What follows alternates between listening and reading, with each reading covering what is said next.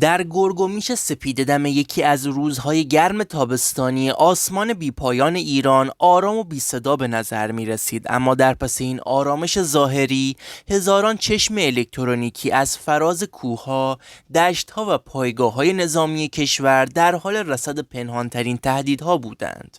در دل این شبکه پدافندی پیچیده سامانه ایستاده بود که به عنوان نماد خوداتکایی دفاعی ایران شناخته می شد. سامانه باور 373. سامانه باور 373 همان اژدهاهای پنهانکار پدافند ایران نتیجه سالها تلاش شبانه‌روزی مهندسان، فرماندهان و دانشمندان ایرانی بود. سامانه‌ای که پس از سالها تحریم، محدودیت و تهدید به طور کامل بومی سازی شد و در رده سامانه‌های پیشرفته دفاعی جهان قرار گرفت. این سامانه با هدف مقابله با اهداف هوایی پیشرفته مانند جنگنده‌های نسل پنجم، موشک‌های کروز، پهپادهای پنهانکار و حتی بمب افکن‌های رادارگریز طراحی شد. اما یکی از برجسته‌ترین آزمون‌هایی که در سناریوهای رزمی برای آن متصور شده بودند، مقابله با بمب افکن افسانه‌ای آمریکا یعنی B-2 اسپریت بود.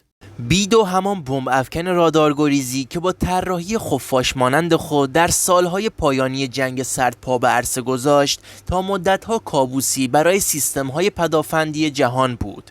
آمریکا این هواپیما را طوری طراحی کرده بود که هیچ راداری نتواند آن را شناسایی کند. با قدرت حمل سلاح‌های اتمی، نفوذ در عمق خاک دشمن و قابلیت پرواز در ارتفاع بالا و مداومت پروازی بالا، B-2 نماد قدرت حمله دوربرد آمریکا بود. اما در مقابل این غول پنهانکار، ایران سامانه‌ای را بنا نهاده بود که نه تنها او را می‌دید، بلکه می‌توانست او را شکار کند. باور 373 با استفاده از رادار آرای فازی فعال که در نوع خود پیشرفته و بومی سازی شده است، توانایی کشف اهداف تا شعاع بیش از 300 کیلومتر را دارد. این رادار برخلاف رادارهای سنتی که تنها در یک باند خاص عمل می‌کردند، در چندین باند به صورت همزمان جستجو می‌کند.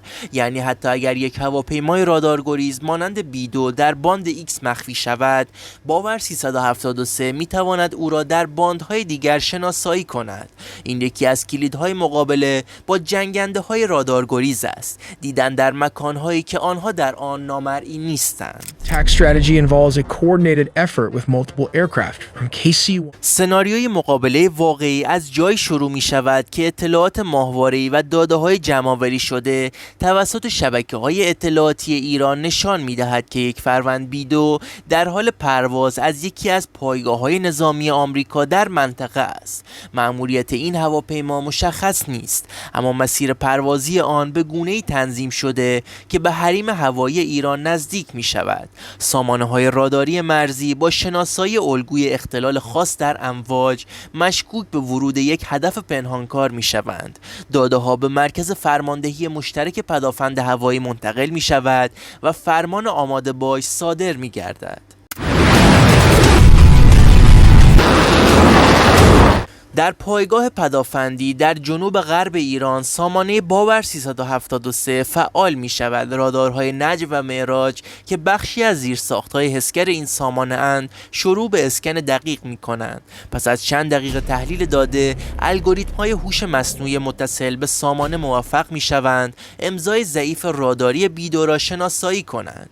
نقطه‌ای در فاصله 245 کیلومتری که تنها یک صدای ضعیف دارد، اما برخلاف پرنده پهپادها یا جنگنده‌های معمولی حرکت می‌کند. تیم فرماندهی باور 373 به سرعت تصمیم به قفلگیری می‌گیرد. موشک‌های صیاد 4، موشک‌های رهگیر دوربرد این سامانه در حالت آماده باش قرار می‌گیرند. این موشک‌ها با بردی بیش از 300 کیلومتر قابلیت درگیری با اهداف در ارتفاع و سرعت بالا را دارند و با سر جنگی چند مرحله‌ای حتی اگر هواپیمای هدف اقدام به عملیات گمراه سازی کند، باز هم احتمال اصابت بالا باقی می‌ماند.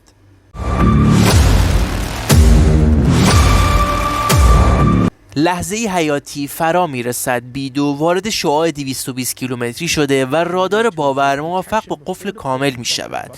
داده های موقعیت به سامانه های کنترل آتش منتقل شده و پس از تایید یکی از موشک ها پرتاب می شود.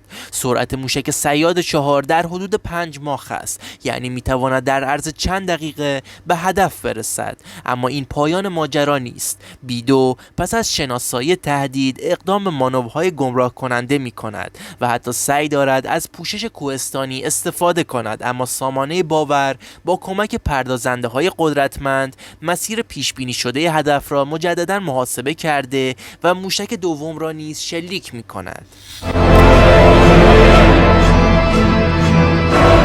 لحظاتی بعد داده‌های رادار نشان می‌دهند که ارتباط با هدف قطع شده است. مرکز فرماندهی منتظر تایید بصری یا تصویری است. پهپاد شناسایی ایران که از قبل در منطقه مستقر شده بود، تصاویر مبهم از دود و آتش در ناحیه برخورد را مخابره می‌کند و در نهایت بمب افکن بیدو سقوط کرده است. پیامد این عملیات نه تنها نظامی بلکه استراتژیک بود. جهان فهمید که دیگر دوران حملات یک طرفه و نفوذ بدون مقاومت به پایان رسیده است. باور 373 به عنوان نماد مقاومت فناورانه ایران نشان داد که کشورهایی با اراده و دانش بومی می توانند در برابر برترین تهدیدات جهانی ایستادگی کنند.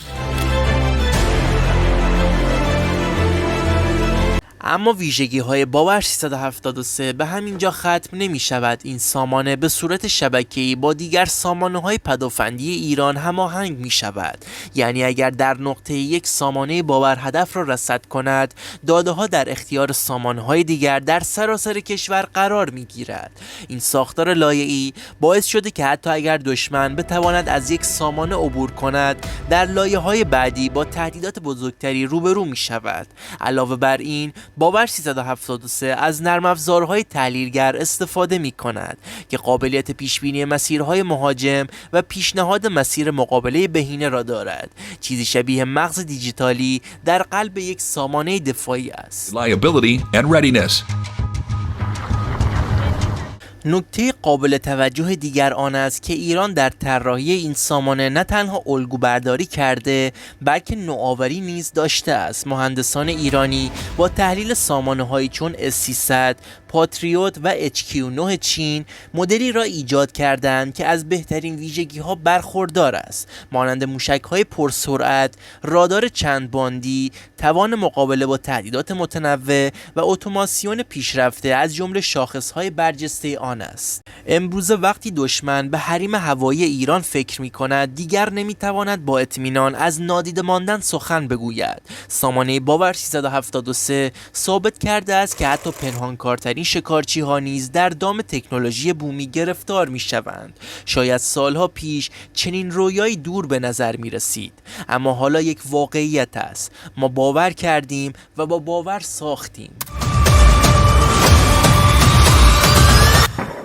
اگر به هر نوع ویدیوهای دانستنی نظامی علاقه‌مند هستید، توی کامنت ها بنویسید تا براتون منتشر کنیم. با تشکر از همراهی شما.